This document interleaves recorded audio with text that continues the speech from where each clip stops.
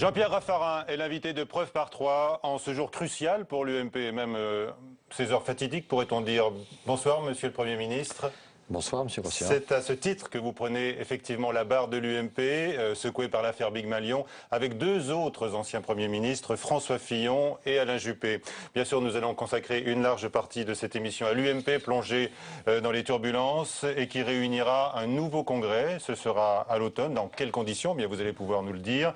Nous évoquerons également la position plus que jamais inconfortable du chef de l'État, François Hollande, et puis on parlera aussi de vos ambitions pour le Sénat avec Jean-Luc Prévost de l'AFP et Perrine Tarnaud de Public Sénat. D'abord, bien sûr, le départ au sein d'une démission collective, nous avons bien compris, de Jean-François Copé de la présidence de l'UMP à l'issue d'un bureau politique très tendu. Est-ce qu'il a tenté, comme on le dit, jusqu'au bout de sauver sa tête? Oh, il a été très digne. Il a été dans un moment particulièrement difficile, dans une atmosphère parfois insupportable, humainement, affectivement. Insupportable en raison des coups qui étaient portés. Des tensions, des mots graves, des inquiétudes et de ce qu'il y avait de tragique dans cette situation, et notamment par l'importance de cette affaire qui a vraiment inquiété, en même temps qui a jeté une incompréhension. Et puis il a plaidé son innocence avec conviction. Il a été reconnu qu'il avait droit à sa présomption d'innocence, et donc très dignement il a démissionné de sa fonction et retrouve sa liberté. Il a plaidé son innocence. Est-ce que vous avez tenté de l'aider, vous, personnellement? Vous l'aimez bien, c'est votre expression, Jean-François Copé. Est-ce que vous avez tenté de défendre le président de l'UMP démissionnaire dans ses dénégations?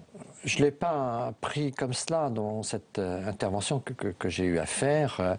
J'ai parlé en fonction de ma conviction. J'ai dit combien j'étais effondré par les nouvelles que j'apprenais. J'ai dit combien notre parti était menacé par un risque de disparition et qu'il fallait mettre l'unité du parti au-dessus de tout, et que pour l'éthique, il y avait une ligne qui s'imposait à tous, qu'il fallait se rassembler et qu'il fallait que Jean-François Copé, en son âme et conscience, nous dise qu'est-ce qu'il souhaitait faire. Et donc, je n'ai pas voulu que nous le chassions. Il a fait un grand travail dans l'UMP. Vous savez, les élections municipales, il a fallu former des candidats, les sélectionner. Il a fallu faire beaucoup de choses pendant ces 2 ans. Donc il a fait un travail, il a pris sa responsabilité en son âme et conscience. Au dernier moment, de manière il a pris digne. cette responsabilité Au départ, à la fin. Il a annoncé dès le début qu'il écouterait tout le monde, oui, et qu'il dirait sa conclusion à la fin. D'accord. Est-ce qu'il a tenté de, je ne sais pas, proposer des concessions pour sauver sa tête? Non, il n'était pas dans cette, je dirais, état d'esprit. Il était vraiment dans un état d'esprit de gravité, comme nous tous. Il répondait à ce que nous disions. Il y avait des attaques plus féroces les unes que les autres. Hein. Il y avait, qui vous a particulièrement choqué? Je ne veux pas parler de ce que j'ai entendu, mais il y avait quelquefois des mots durs. Mais au total, il y avait quand même du respect pour la personne de Jean-François Copé et de son action. Alors, le coup est rude pour lui, bien évidemment. Est-ce qu'il va s'en remettre, selon vous? Ça, je le crois. Je pense qu'il a une énergie exceptionnelle. Il reviendra. Je pense que Jean-François Copé n'est pas sorti de la scène politique. Il a un talent, il a une volonté. Et puis, il a maintenant cette conscience en lui-même de son innocence. Et donc, ça lui donne une force. Vous le croyez? Que cette force, il devra l'exprimer. Donc, je pense qu'il l'exprimera à un moment ou à un autre. Vous le croyez quand il se dit innocent, même de la connaissance de ce qui s'est passé avec ses comptes truqués, les fausses factures? Je suis effondré par les nouvelles, mais je suis respectueux de cette présomption d'innocence. Et je dois, comme tout le monde, faire confiance à la fois à Jean-François Copé et à l'homme responsable qu'il est, et à la justice de nous dire la vérité. C'est à la justice de dire la vérité. Aujourd'hui, Jean-Pierre Raffarin, diriger l'UMP, ça veut dire collaborer avec la justice, ouvrir les portes, les tiroirs, les armoires. Vous allez devoir répondre aux sollicitations. Ça veut dire chercher la vérité. Mais je crois qu'il faut que la vérité sorte. Il faut qu'on sache exactement ce qui s'est passé et comment les choses se sont passées, qui a décidé quoi. Et donc on a besoin de cette vérité et on a besoin de coopérer avec la justice de la manière la plus transparente possible. vous pourriez répondre aux questions de la police. Je pense que la police et la justice doivent avoir des conditions de travail qui soient complètement ouvertes pour tout. Oui, donc vous vous mettez à sa disposition. Nous mettons notre organisation à la disposition de la police et de la justice, mais ça a déjà été fait par Jean-François Copé. Et donc c'est la ligne, parce que ce qu'on avait tous de commun, y compris Jean-François Copé, c'est que tout le monde veut la vérité. Parce que Jean-François Copé aussi, lui qui dit clairement qu'il n'était pas informé, veut savoir ce qui s'est passé. Donc il y a un besoin de vérité partagée. Vous vous dites notamment effondré par la nature des révélations, n'est-ce pas Jean-Pierre Raffarin? Est-ce qu'on peut croire par l'ampleur des sommes concernées, c'est quelque chose justement, qui est... est-ce qu'on peut croire qu'un tel dépassement des comptes de campagne de la campagne présidentielle de 2012, donc plus de 10 millions d'euros, ait pu passer inaperçu? Écoutez, moi je ne suis ni juge, ni magistrat, ni expert comptable. Il se trouve qu'on est dans une procédure judiciaire, que la justice nous dise la vérité. Moi je veux la vérité et je compte sur la justice pour établir la vérité. Et c'est elle qui nous fera conclure et prendre les décisions que nous devons prendre. Mais ceux qui savaient étaient forcément plus nombreux que ceux, très peu nombreux d'ailleurs aujourd'hui, qui portent un chapeau peut-être trop grand pour eux, non? Écoutez, sur ce sujet, moi je ne veux pas dire autre chose que ce qu'ont dit les personnes intéressées, qui ont parlé avec une sincérité souvent touchante. Eh bien, donc, que la justice maintenant, avec ces différents témoignages, nous dise la vérité. Et ne nous comportons pas ni en procureur, ni en juge. C'est à faire confiance à notre justice pour élucider cette affaire. Est-ce que ces révélations compliquent le retour éventuel de Nicolas Sarkozy? Écoutez, je pense que Nicolas Sarkozy mène une réflexion qui n'est pas achevée. De toute façon, son parcours était en grande partie extérieur à l'UMP. Donc nous verrons bien. Et sa campagne a été financée en partie par l'UMP. Mais écoutez, on va voir ce que va dire la justice, mais n'anticipons pas sur ce que dira la justice. Pour le moment, il faut sauver l'unité de l'UMP. Pour que nous restions rassemblés, parce que nous avons une espérance à porter sur l'alternance dans ce pays, et donc il nous faut être capables de à la fois avoir une forte éthique pour l'avenir de notre parti, et en même temps une bonne gouvernance pour gérer les échéances à venir. Alors l'éthique, c'est notamment respecter les plafonds de dépenses pour les campagnes, Jean-Pierre Raffarin. Marine Le Pen estime que l'ancien chef de l'État est disqualifié. Je pense que, naturellement, dans cette affaire, il y a beaucoup de gens qui calculent. Il y a beaucoup de gens qui ne sont pas extrêmement sincères de tous leurs commentaires. Au sein même de l'UMP, vous voulez dire, là. Mais là, en l'occurrence, Mme Le Pen. Donc, moi, je ne veux pas participer à ce jeu de massacre. Je vois bien que nous avons une situation difficile à affronter. Il faut l'affronter avec courage, ce que nous avons fait ce matin, avec dignité et éthique, et avoir confiance dans la justice, et surtout chercher la vérité. La justice, est-ce que, par exemple, Nicolas Sarkozy est exposé à un risque d'inéligibilité pour demain? Je ne peux pas vous dire, c'est à la justice de le dire. Non, je ne peux pas. Je ne veux pas que...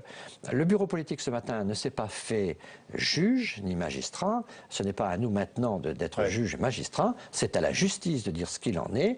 Nous devons veiller à ce que les règles de l'éthique soient respectées de A à Z. C'est vrai que le nom de Nicolas Sarkozy n'a pas été prononcé ce mardi matin lors de votre bureau politique? Je n'en ai pas souvenir, il a pu l'être, mais j'en ai pas souvenir. Alors vous voilà donc chargé d'une mission d'intérim, donc je le disais tout à l'heure, avec Alain Juppé et François Fillon, mais vous allez aussi devoir jouer les arbitres, en fait, entre deux présidentiables, donc deux rivaux. Vous allez être le juge de paix également entre ces deux-là? Écoutez, les conditions ne sont pas encore définies pour cette gouvernance intérimaire. Je pense que nous aurons, d'ici le 15 juin, un ou deux bureaux politiques. Je pense que nous devons veiller à ce que nos décisions soient compatibles avec nos statuts et avec notre haute autorité, avec Madame Levade, qui doit nous dire précisément quel est le calendrier des décisions que nous devons prendre. Et donc, nous avons pris une décision politique aujourd'hui. Il faut qu'au prochain bureau politique, on mette en forme juridiquement cette décision dans le calendrier. Quelles sont les missions exactes de l'intérim? Parce que l'intérim n'est pas une présidence définitive, donc il y a des responsabilités qui doivent être définies.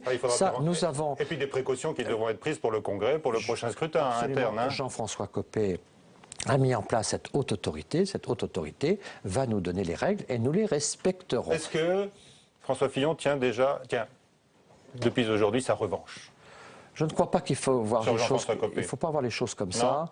Et je pense que on aurait tort de les voir comme ça, Oui. parce que ça voudrait dire que les tensions déjà il y a un certain temps perdure. Je pense qu'il faut voir aujourd'hui que nous sommes dans une crise et que nous devons organiser la survie de notre famille politique autour de ses valeurs, autour de ses ambitions et de ses projets. Et donc pour cela, il faut faire en sorte qu'on se rassemble. Moi, je suis l'un de ceux à l'UMP qui parle à François Fillon, qui parle naturellement à Jean-François Copé, qui parle à Nicolas Sarkozy. Donc moi, je tisse des liens avec Alain Juppé et avec les autres et je fais en sorte que la famille reste rassemblée, car je sais que ce qui conduit à l'échec, c'est la division.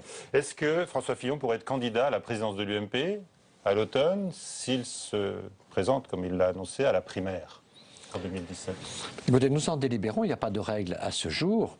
Alain Juppé dit, lui, pour moi, c'est non. Bon, c'est ce que dit Alain Juppé, nous en discuterons, nous n'avons pas encore discuté, puisque je vous dis que je veux l'unité, donc je chercherai une règle commune, mais il est clair qu'aujourd'hui, je pense que François Fillon a des qualités pour assumer un certain nombre de responsabilités, Alain Juppé aussi, comme Jean-François Copé en avait aussi, donc nous définirons ensemble les règles et chacun ira les respecter. Est-ce qu'il faut avancer la primaire? C'est ce que certains réclament à l'UMP, par exemple Franck Riester, il dit dès 2015. J'aime beaucoup Franck Riester, qui est un homme politique de grand talent et de haute responsabilité. Sur ce point, je ne suis pas d'accord avec lui, parce que le problème est que la personne qui sortira de la primaire devra être en phase dans l'opinion pour la présidentielle. Et donc rien ne nous dit que la personnalité qui sera en phase avec l'opinion en printemps 2015 sera la même personne qu'il faudra avoir au printemps 2017. Donc moi je pense qu'il faut faire, comme ça a été prévu dans nos statuts, la primaire en 2016. Est-ce que vous craignez qu'une telle affaire jette des bataillons de militants de l'UMP dans les bras de Marine Le Pen? C'est un des sujets sur lesquels nous avons réfléchi et qui nous a imposé ces décisions qui sont au total douloureuses, parce que je pense qu'il y avait des risques de départ au centre et de départ à droite, et donc il y avait ce danger-là, et c'est pour ça que j'ai milité pour qu'on recherche aujourd'hui l'union dans notre famille politique et qu'on puisse être rassemblés. Et notre décision collective ce matin a été l'occasion d'une position commune. Est-ce que Marine Le Pen ne s'installe pas finalement, après ces chocs en cascade, comme la seule opposante ou la principale opposante à François Hollande? Elle est une opposante à François Hollande. Ce qu'elle essaie d'établir aujourd'hui, c'est sa présence au second tour de l'élection présidentielle. Mais je pense qu'encore, on l'a vu fortement avec les municipales, on le voit avec les européennes. S'il y avait un match de second tour aujourd'hui, il serait entre le Front National et l'UMP. Et donc, la situation pour l'UMP ne serait pas fortement défavorable. Et vous savez, il faut se méfier des élections européennes.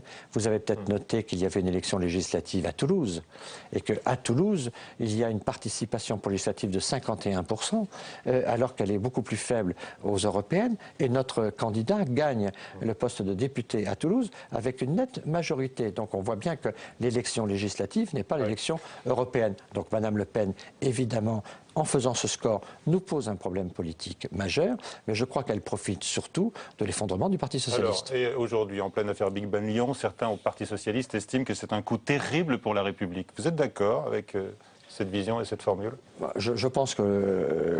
Car ça ne profite pas au Parti républicain. Je pense que les socialistes mettent un petit peu d'huile sur le feu sur tout cela, et au fond, c'est sans doute leur intérêt.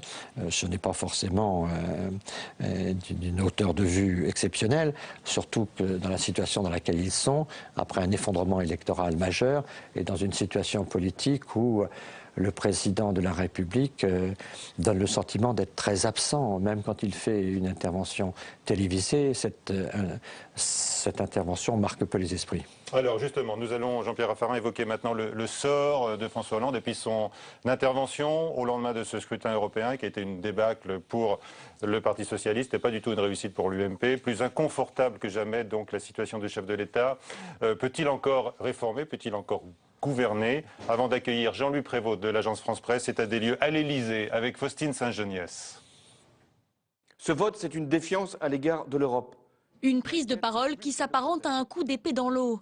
Même à l'Élysée, tout le monde n'était pas d'accord sur son opportunité. Le chef de l'État fait face à une situation intenable après la débâcle de dimanche. Tentative d'explication de ces 4 minutes d'intervention solennelle à 20 h. François Hollande a essayé, sur la forme, à la fois de jouer la présidentialité, il est dans la bibliothèque de l'Élysée, et à la fois par sa gestuelle de montrer une combativité. Alors évidemment, c'est au service du moment, à l'issue d'une grave défaite électorale, le fait que le Front National arrive en première position. Pas question de changer de politique, la ligne vient juste d'être définie. Un nouveau Premier ministre vient juste d'être nommé. Bref, il faut maintenir le cap. Quel est-il annoncé? De nouvelles mesures? Tous les jours une nouvelle mesure? Non, le cap est fixé. C'est celui du redressement de la France dans la justice. Le cap est fixé. C'est celui d'une meilleure répartition de la richesse. Le cap est fixé. C'est celui de la baisse d'impôts pour les couches populaires et les classes moyennes. C'est ça la réalité. Pourtant, le moral des troupes est au plus bas au Parti socialiste. Chez les députés, l'ambiance était glaciale ce mardi et les critiques ont fusé en présence de Manuel Valls. L'un d'eux a même évoqué un problème, François Hollande. Je pense qu'on attend du président de la République aujourd'hui, plus que sa déclaration d'hier, c'est qu'il affiche clairement ce qu'est l'intention de la France. Il est probable que sa déclaration était d'abord destinée à rassurer ses voisins européens, parce que comme je vous le disais tout à l'heure, elle n'avait pas vraiment de nécessité au plan national. François Hollande, plus affaibli que jamais, participe aujourd'hui à un dîner informel à Bruxelles, un numéro d'équilibriste en perspective pour une France en perte d'influence. Voilà, Jean-Louis Prévost de l'AFP est avec nous. Bonsoir Jean-Louis, vos questions à Jean-Pierre Raffarin. Bonsoir Monsieur Raffarin. Alors bonsoir, la déclaration de François Hollande hier, vous nous dites il est venu pour ne rien dire? Je pense qu'on pouvait attendre une intervention du président de la République en cette situation de gravité politique avec le score du Front National, un message qui soit à la fois plus vigoureux et en même temps un certain nombre de réflexions sur la situation du pays et notamment sur ces deux priorités qui devraient être certes l'emploi, mais pour le moment je ne vois pas venir le fameux pacte de responsabilité que nous attendons toujours depuis le 14 janvier. Ça va faire bientôt 6 mois d'annonces sans action. Et puis deuxièmement, qui nous propose des initiatives institutionnelles, je pense, pour réconcilier les Français et la politique. Parce que le vote de dimanche, ça veut dire que vous, journalistes, et moi, politique, on est en partie coupés du pays. Et ça, c'est un vrai problème républicain. Et moi, j'attends que le président de la République dise comment on va rapprocher le politique du public. Vous lui proposez quoi? Vous suggérez quoi pour rapprocher? Je pense qu'il ne pourra pas se contenter de son Big Bang territorial. Alors quoi? Et encore son Big Bang territorial, faudrait-il qu'il le clarifie. On va en parler tout à l'heure avec Perrine Tarnaud. Mais je pense qu'il faut moderniser le Parlement, par exemple. Il faut un Parlement plus efficace. Il faut rénover le Sénat. Il faut dynamiser l'Assemblée nationale. Il y a beaucoup de choses qui sont à faire. Alors y a-t-il un problème Hollande, comme certains le disent au PS? J'ai trouvé le président de la République très absent. Il est un peu en suspension dans notre débat politique. Je trouve qu'il a des bonnes interventions épisodiquement, mais entre deux interventions, on ne voit pas l'action. On ne voit pas ni la perspective, ni la recherche du résultat. Alors vous avez déjà... Oui, je crois qu'il n'a pas réussi à inverser la courbe de l'efficacité, du passage à l'acte. Je crois que c'est un bon analyste, mais que sur le plan de l'acte, il est insuffisant. Mais il a encore les moyens d'agir? De moins en moins, c'est pour ça que les choses vont devenir difficiles. C'est que de moins en moins, la capacité d'action. D'abord, déjà dans un quinquennat, c'est au début que se font les réformes les plus lourdes. Et donc c'est au début qu'on met les grands chantiers. Et en plus, quand on est à ce degré d'impopularité et de désaveu, l'action devient difficile. Alors vous voulez dire qu'il pourrait ne pas achever son quinquennat? Non, je ne le pense pas. Nous avons des institutions très fortes, mais en tout cas, ce que je crains, c'est que les choses continuent comme elles sont en train de se passer, c'est-à-dire que le président intervient à la télévision, ça n'intéresse pas grand monde, qu'au total, tout ceci passe comme sur une toile cirée, ça coule, mais ça ne marque pas, ça n'imprime pas. La question fondamentale, est-ce que le président de la République veut, oui ou non, incarner la France? Quand il va voter en voiture, vous voyez que c'est ça que les Français demandent au président de la République, d'aller passer 10 heures dans une voiture pour aller voter. Personne n'en voudra au président de la République de prendre son avion, d'aller voter et de vite de rentrer à l'Élysée pour travailler. Et il trouve ça sans doute plus normal de prendre la voiture. C'est au fond, pour un président, le refus d'assumer cette fonction exceptionnelle qui est l'incarnation de la France. Est-ce que le Premier ministre Manuel Valls incarne plus la fonction, selon vous? Parce que lui, il a tenu un discours presque présidentiel dans le ton dès dimanche soir, vous l'avez noté? Oh, j'ai noté, présidentiel, c'est beaucoup dire. Dans la présidentiel, c'est beaucoup dire. Non, mais c'était... D'ailleurs, les deux discours auraient été utiles s'ils avaient été prononcés, peut-être pendant la campagne électorale, pour le score du Parti Socialiste, parce qu'ils ont fait des discours comme ça au moment où les bureaux de vote sont fermés, ce qui n'est pas très efficace. Mais sur le plan de la relation entre Matignon et l'Élysée, il est clair que Manuel Valls a aujourd'hui une dynamique et en fait une volonté d'imprimer sa responsabilité sur le terrain, dans l'action. Ça va poser un problème à un moment ou à un autre si le président ne réagit pas à cela. Et est-ce que François Hollande a raison de marteler, comme le fait Manuel Valls, qu'il n'y a qu'une ligne et on s'y tient? Bien sûr, le président de la République est celui qui fixe le cap et donc c'est lui qui fixe la ligne. Mais le problème, c'est que quand il dit le 14 janvier, je veux un pacte de responsabilité, qu'on ne se retrouve pas à la mi-juin sans rien avoir de tout ce qu'il a annoncé. Parce que l'emploi, vous savez, je vois ça dans mon bon département de la Vienne et mes collègues sénateurs sont nombreux. À chaque mardi à notre réunion de groupe, on fait la liste des entreprises en difficulté. On voit toutes les difficultés qu'ont les PME aujourd'hui. Eh bien, perdre 6 mois, c'est une grave faute politique quand il s'agit d'emploi. Vous avez un programme d'urgence pour lui? Je pense qu'il y a pas mal de choses qui seraient assez nécessaires très vite, oui. Comme lesquelles? Par exemple, l'allègement de charges qui sont décidés, c'est 30 milliards. Pourquoi attendre pour les engager? Par exemple, quelque chose qui ne coûte rien. Doubler tous les seuils. Le seuil de 50, on le met à 100. Le seuil de 100, on le met à 200. Ça, c'est les effectifs des entreprises. Les pour pouvoir embaucher plus facilement. Pour embaucher plus facilement, mais aussi pour certaines cotisations. Il y a une série de seuils qui, aujourd'hui, freinent le développement. Est-ce qu'il doit suspendre la réforme pénale de Christiane Taubira? Je pense qu'il ferait mieux, en effet, d'avoir des gestes de cette nature pour rassembler, si vous voulez. C'est pas, je crois, tout à fait responsable que d'annoncer une réforme qui permette le droit de vote des étrangers à quelques jours d'une élection européenne. Je pense qu'il y a des textes de loi qui sont aujourd'hui agités pour être des symboles politiques. Quand on est à 2 ans de responsabilité, à 3 ans de la prochaine échéance, qu'est-ce qu'on attend de notre président? C'est qu'il agisse. Je vais vous dire très franchement, ma conviction, c'est que la faiblesse du président ne sert personne. Nous n'avons pas intérêt aux échecs du président de la République, parce que les échecs du président sont les échecs de la France. Et doutez-vous qu'il a encore des chances pour 2017 ? Il ne fait pas grand-chose pour les améliorer, ces chances.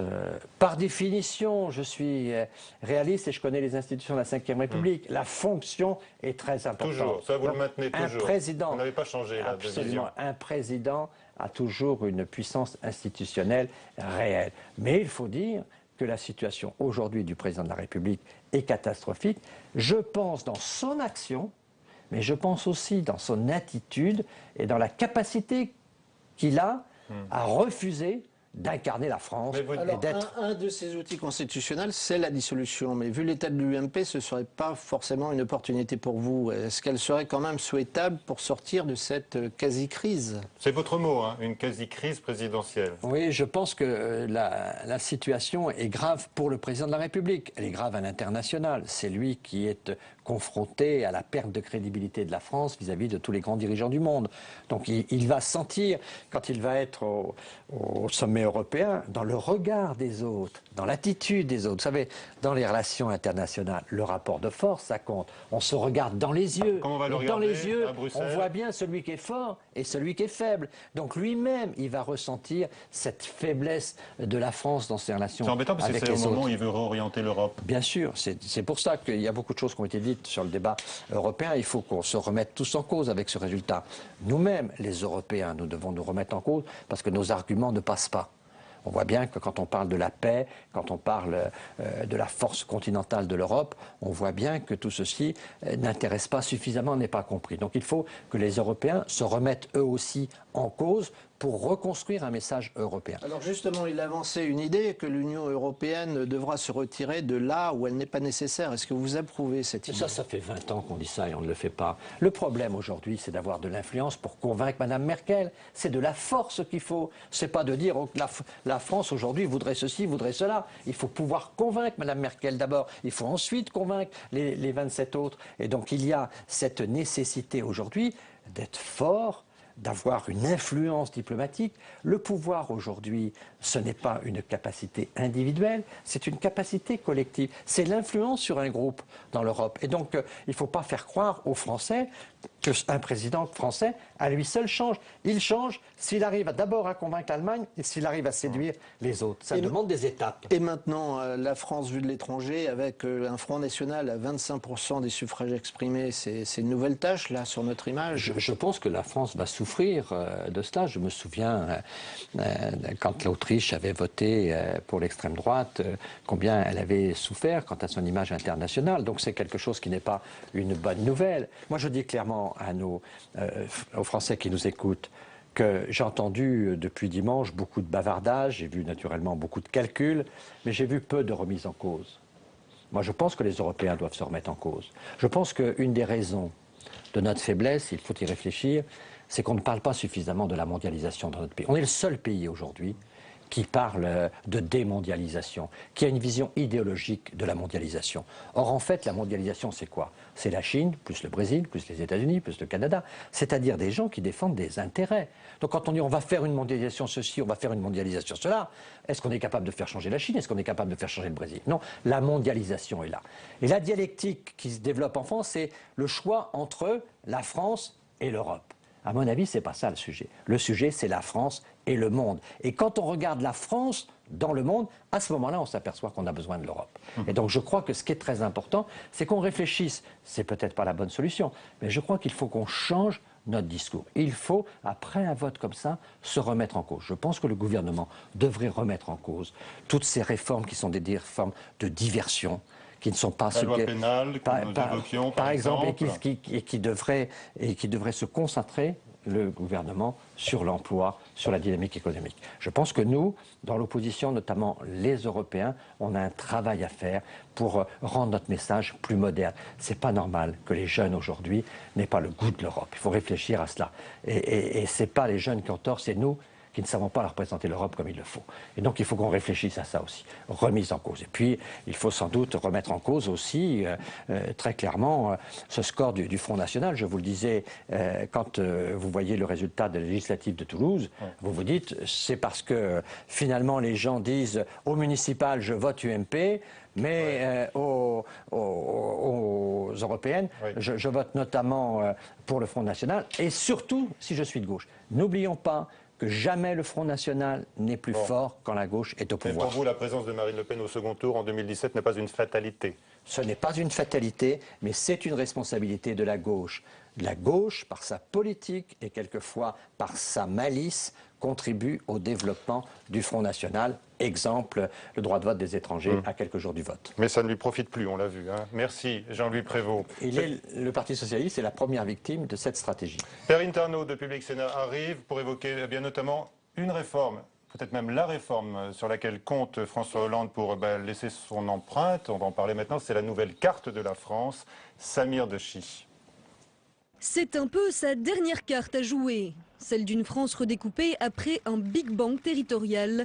François Hollande ne changera pas plus de cap que d'équipe gouvernementale. La rupture réclamée viendra donc de la réforme territoriale. Les choses vont aller assez vite une fois que le président aura parlé. Des textes sont en préparation d'ores et déjà, qui seront soumis au Conseil des ministres avant la fin du mois de juin.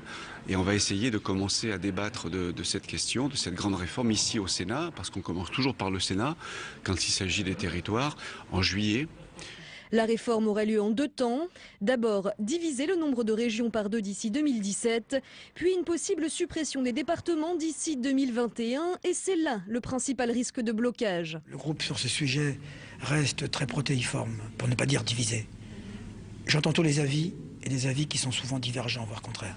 J'entends ceux qui disent qu'il faut maintenir des cantons, des départements à tout prix, ceux qui disent qu'on peut très bien faire une réforme qui ira au-delà de tout cela. Cette possible disparition des conseils généraux d'ici 2021 divise les sénateurs socialistes. Les élus des territoires ruraux sont inquiets.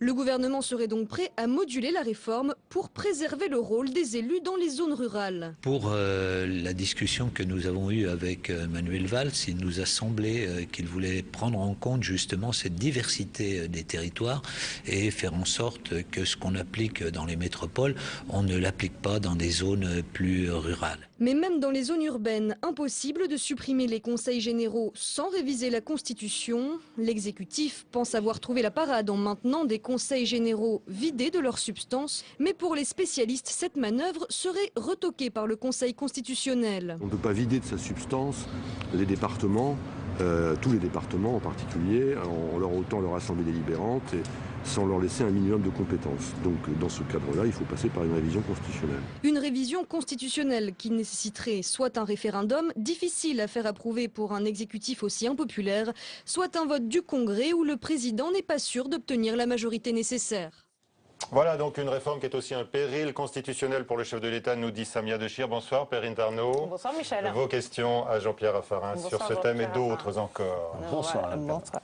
Alors, on l'a vu dans ce reportage, les sénateurs socialistes qui sont visiblement un peu pris de court. Le projet de loi sur la décentralisation, notamment sur les régions, va être examiné en Conseil des ministres la semaine prochaine. Il devrait être examiné par le Sénat au début du mois de juillet. Est-ce qu'il y a un risque que le Sénat de gauche s'oppose au gouvernement sur ce projet qui tient c'est fort possible, puisque vous avez dit pris de court, mais en fait, on assiste à une complète improvisation.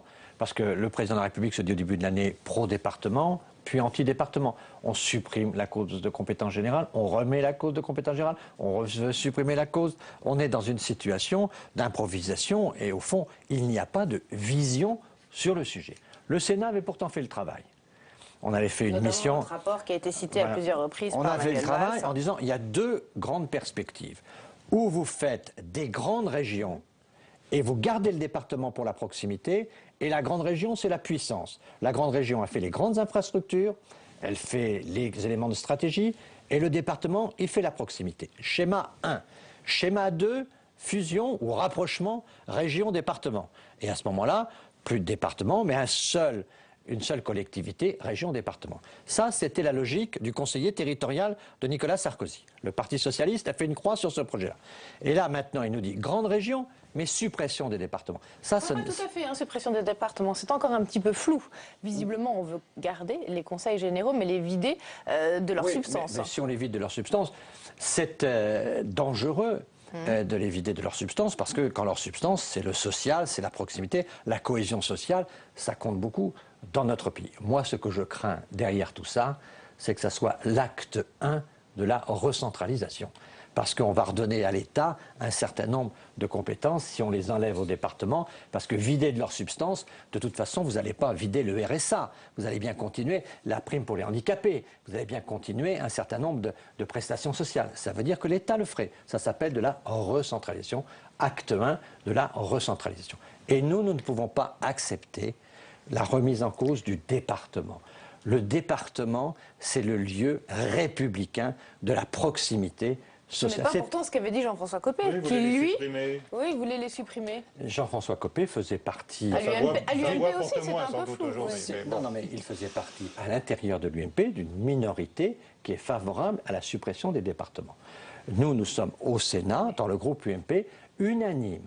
Maintien du département. C'est le groupe UMP du Sénat qui va fixer la ligne de l'UMP en matière de décentralisation. C'est l'esprit de la Ve République, puisque sur une réforme constitutionnelle que j'ai fait voter, les textes de collectivité territoriale viennent d'abord au Sénat. Donc la première expression politique de l'UMP sera le groupe UMP du Sénat. Et nous fixerons notre ligne, mais notre ligne, elle est très majoritaire, quasiment unanime à l'intérieur du groupe, le maintien du département, et pour éviter les doublons, toutes les régions qui sont trop petites et qui ont tendance à cantonaliser leur action, à se comporter comme des départements, à ce moment-là, il faut les agrandir. C'est une vraie réforme, ça? Parce qu'on garde tous les échelons. Non, vous ne gardez pas tous les échelons, parce que...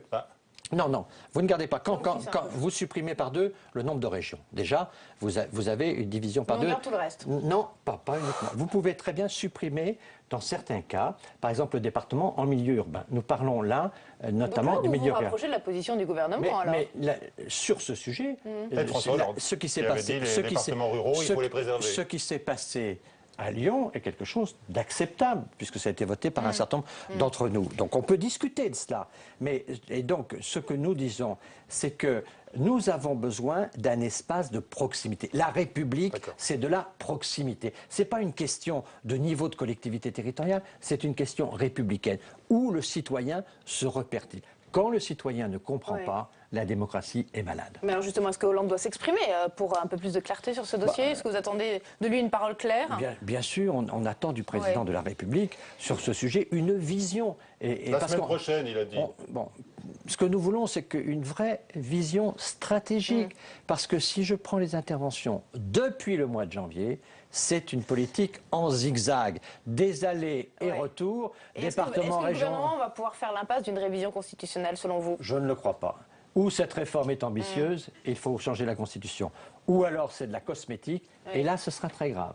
Parce que les Français ont compris que ce Big Bang, à ce moment-là, deviendrait une réforme diversion pour occuper les territoires, pour occuper le débat politique, parce que naturellement tout le monde parle du découpage de sa région, etc., mais ne traite pas le vrai problème, qui est le problème de l'emploi, des PME, des artisans, de l'agriculture, de la vie économique du pays. Attention à ce que cette réforme ne soit pas une réforme de diversion. Sur le regroupement des régions, qu'avez-vous pensé des propositions de Ségolène Royal, qui veut fusionner les Pays de la Loire avec votre région du Poitou-Charentes? Je trouve que depuis qu'elle est ministre, elle a beaucoup de bonnes idées. Et donc vous la soutenez sur cette idée de fusion? Je pense que nous devons écouter les habitants. Je pense qu'il ne faut pas se comporter en féodaux. Et donc de dire, tiens, je vais discuter avec les Pays de la Loire, et puis moi je fais une alliance Poitou-Charentes, Pays de la Loire. Il faut regarder les stratégies, il faut regarder l'économie, la vie des gens, et notamment les bassins de vie. Moi, ce que je peux vous dire, par exemple, pour une région comme Poitou-Charentes, c'est que traditionnellement, notre histoire, c'est d'être le nord du sud. Donc plutôt appartenir au sud, mais d'en être le nord. Il se trouve qu'en Aquitaine, la capitale Bordeaux est au nord de l'Aquitaine. Donc la capitale Bordeaux est un peu à mi-chemin d'un axe qui pourrait être le nord de Poitiers et la bonne ville de Pau. Et donc là, on a en Aquitaine une capitale régionale qui serait à peu près centrale. Donc ça nous paraît être un projet avec le Limousin. Mais ça, moi, je ne fixe rien. C'est à la population d'apprécier, de discuter. Et je ne veux pas me comporter en grand féodal. Depuis dimanche soir, pour répondre à la colère des électeurs, vous proposez un Big Bang institutionnel. Alors, moderniser le Parlement, rénover le Sénat. Attention, vous allez faire peur aux sénateurs. Écoutez, je pense que les sénateurs ont peur. Car si vous mettez en cause le département, vous mettez en cause le Sénat en grande partie. Parce que le Sénat a cette base républicaine qui est celle du département. Je pense qu'on a besoin d'un Sénat fort. On a besoin d'un Sénat qui, à la fois, propose, mais aussi qui sait résister, qui est capable d'éviter des bêtises. J'ai vu dans le passé récent des bêtises qui sont faites. Croyez-vous qu'aujourd'hui, le Sénat doit être silencieux? Aujourd'hui, nous ne connaissons pas les dates des prochaines élections.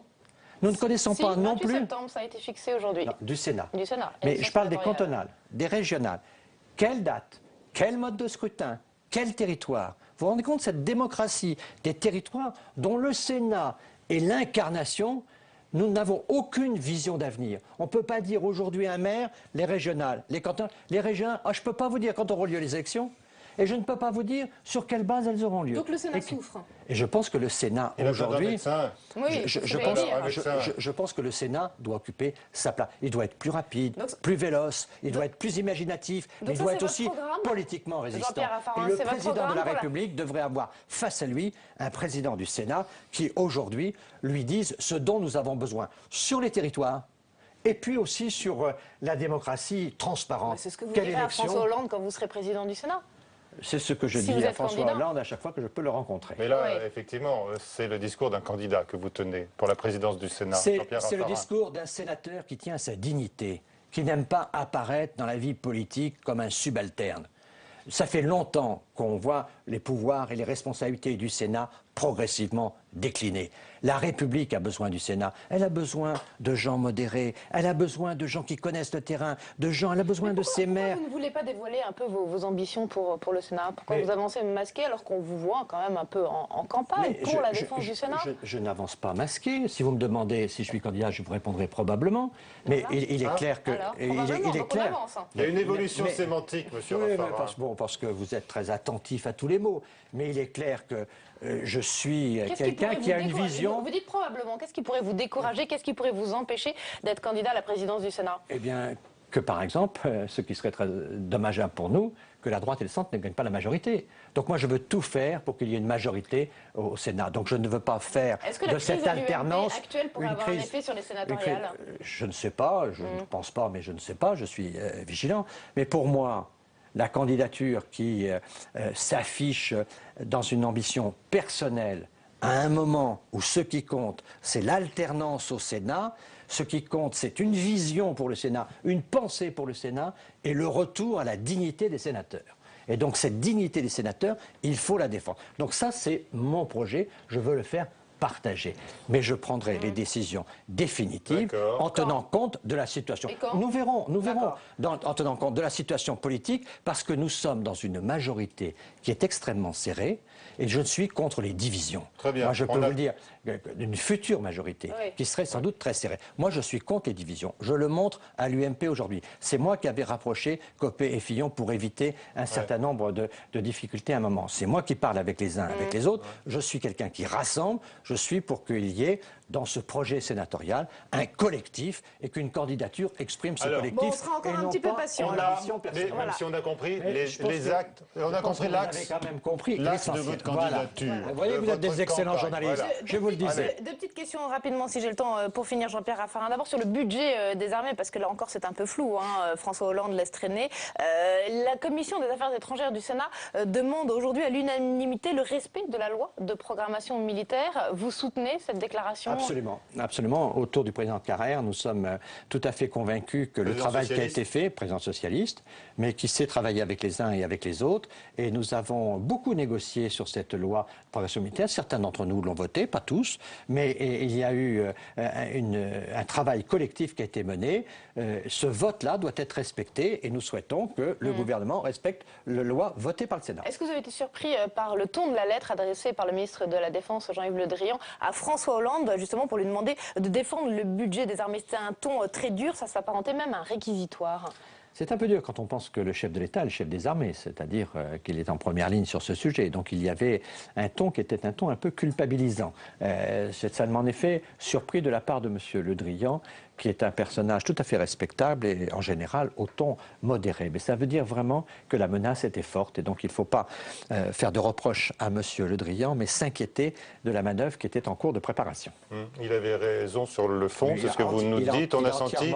Il a entièrement raison sur le fond. Je pense que le président de la République a dû faire très vite les arbitrages nécessaires. J'imagine qu'en interne au gouvernement, j'imagine que le président de la République a pris sa responsabilité. Il est le chef des armées, c'est lui qui engage nos forces sur des théâtres d'opération qui sont très risqués. Donc c'est lui qui est le premier attentif à la situation budgétaire de nos armées. A raison, et vous-même de reconnaître